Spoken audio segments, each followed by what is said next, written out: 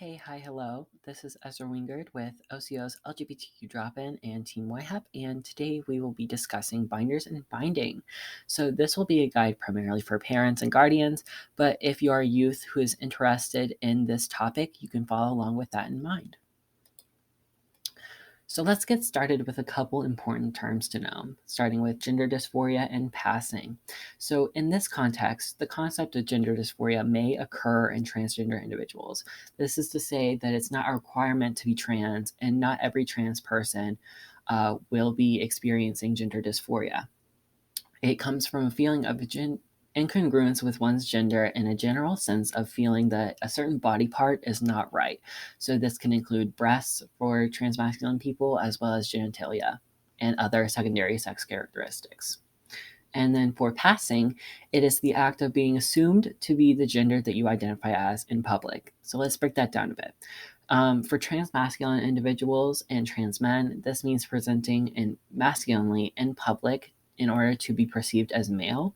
So for me, I would be dressing masculinely and hoping to be perceived as male. And if I pass well, then that means I would be frequently identified as a man in public. Some other terms include top surgery and binding. These are more relevant to the topic that we will be discussing today. So for top surgery, this is for transmasculine individuals who decide to transition medically. Top surgery is an option to remove their breasts. It is not a requirement to be trans or a requirement for medical transition in general. But for people who do want this can be considered to be a gender affirming surgery, which means it can help reduce or eliminate chest and or gender dysphoria. And then there's binding. So binding is the most relevant to our presentation today, and it is the act of using materials to compress your breasts in order to get a more masculine and flat looking chest. So there are potential risks and potential benefits, which will all be discussed in the presentation today. So some important information that will be covered in this presentation is what is a binder and why is it used? So first, we're going to go over what binders are, what they're used for, and reasons as to why they can be helpful for transgender individuals. And then secondly, we will be going over this or that binder edition. So we will be discussing different types of binders as well as some potential benefits and drawbacks to each kind of binder. And then lastly, we will be discussing medical information to take note of. So there are potential medical risks involved with binding. For all transgender individuals, there is typically a medical risk, but we will also be discussing the most important thing, which is ways to counteract them. So what is a binder and why is it used? So a binder, also known as a chest binder, is something that transgender individuals with breasts use to flatten their chest. It is typically a compression garment which can come in many forms, such as tape, tank tops, and more. So as you see, the image up top is an example of a binder that you shouldn't use because it is like ace bandages and duct tape. These are things that you should never ever use. And then on the bottom, there is an image of a correct binder that is more of a cloth binder, a tank top binder. And this is generally what you think of when you see a binder, and this is a good binder to use. It is important to note that not all binders are compressive though, so tape binders typically are not compressive. So binding can significantly improve the mental well-being of individuals who bind for multiple reasons. This can include alleviating gender dysphoria and improving their ability to pass in public by giving them a more masculine figure. So we're on to the second section, which is this or that binder edition. So there is definitely variability within the types of binders that can be used, but it's important to note that not all binders are created equal. So it's really, really, really important to choose the right kind of binder for your body. The right size should feel tight and compressive, but not restrictive or hurtful. It should never hurt. You should never be in pain, and it should never restrict your breathing so that you cannot breathe or feel like you cannot breathe. But it should feel like a tight hug and kind of compressive. They should definitely be breathable and with this being the right fit, it should definitely minimize potential risks of damage. And then it also should flatten your chest an adequate amount, providing gender dysphoria relief and helping with your mental health. So there are definitely some potential drawbacks of using chest binders. They can potentially have negative medical risks on the ribs, chest, and back area, as well as other areas. Binding frequently can affect your long-term health outcomes if you don't do things to counteract this, which we will discuss later. And then using binders for high endurance activities such as workouts can definitely affect your health negatively, and we will also discuss this.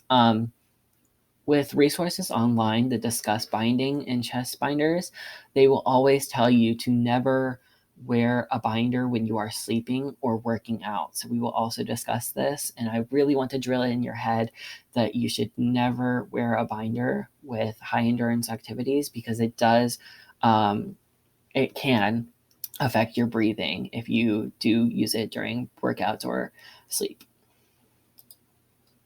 So there are several types of binders, such as tape binders and fabric binders.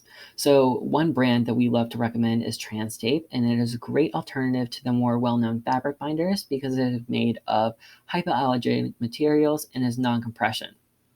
So this allows for a full range of movement and activity. So it can be worn for multiple days during sleep, and it is sweat and waterproof. And then the other option is fabric binders. These compress your chest down so it looks more flat.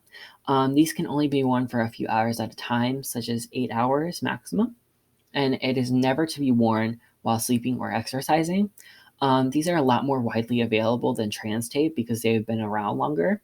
And there have also been many brands and types, such as GC2B, which is a trans-owned business that is definitely recommended a lot. And there are also several ways of binding, such as wearing a cloth binder, strategic layering of clothing so that you can hide your breasts, wearing a sports bra instead of a commercial binder, also using sports and athletic compression gear, such as Trans Tape. This is like KT tape, but it's specifically for binding. Using ace bandages or other tape. This is not recommended, and you should never do this, but it is a way of binding. But I do want to reiterate, you should never, ever, ever let your child use ace bandages or other tape, such as duct tape. Never, ever let them do that. Layering multiple bras is not quite recommended, but it is a way of binding, such as layering multiple sports bras. And then transforming other clothes into binders, such as tank tops, pantyhose, other things like that. This is also not recommended because it is not safe. Also, there's no general best binder for everyone because every body is different, including body and breast size. Some binders can be longer or shorter in length, such as a long tank top and a short tank top. So these can potentially impact comfort based on your body type. Pre-existing medical conditions also may impact binder use. So for some people, binding may not be recommended based off of medical history, such as asthma, and binders interacting can affect shortness of breath. And also back pain could also be potentially made more intense. And cost can also be a driving factor in choosing a binder because binders can end up costing a lot based on how long they last and the quality of the binder based on where you go.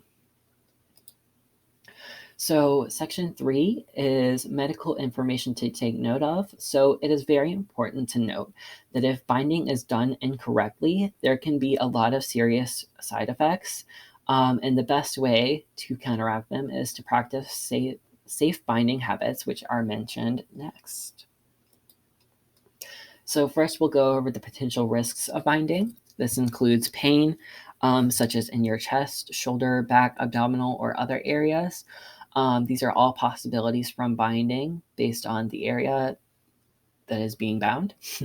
And then musculoskeletal, respiratory, neurological, and gastrointestinal issues have also been noted, but it is important to note that these are only correlated. These are not potentially caused by binding. They can just happen because of binding or because of other issues that come with binding. So these include rib issues, bad posture, numbness or headache, dizziness, digestive issues, heartburn, cough, shortness of breath, respiratory infections, lightheadedness, and dizziness. But these are only correlated and there is no causal relationship to be found yet.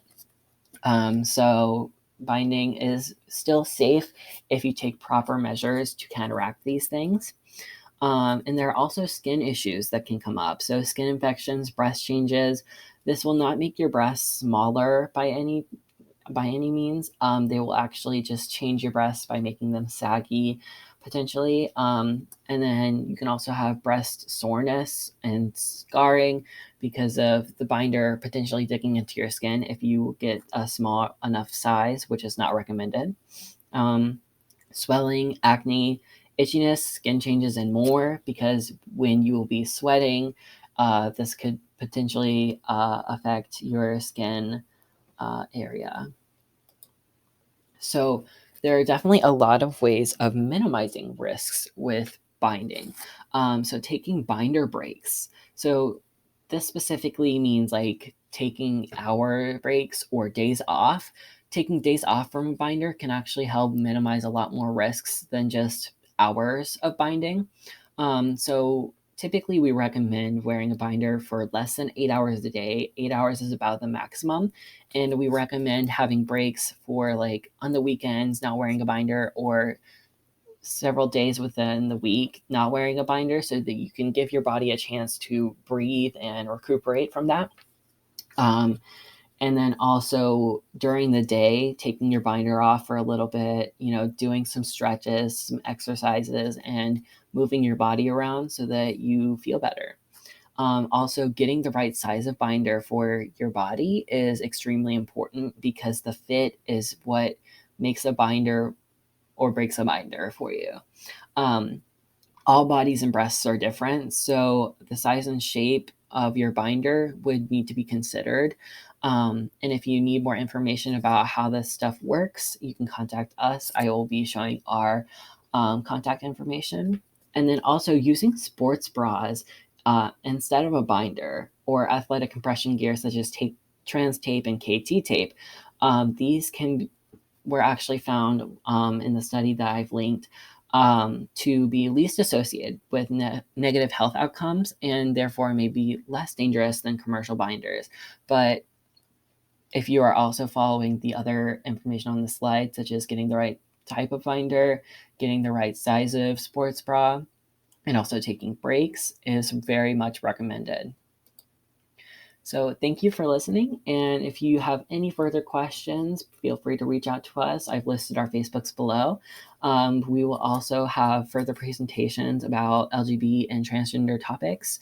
So yeah, I'll leave this up for a little bit so you can pause the video and get our information. And then I've also listed some further resources. I can also put this presentation in the description, a link to the presentation so that you can get these links. But these are further resources for the person in your life that is going to be binding. These include safe binding habits and also a binding guide for choosing the right binder for your body. And then these are the sources that I've used. So yeah, thank you for listening, and I appreciate your consideration in this matter. And I appreciate you, period.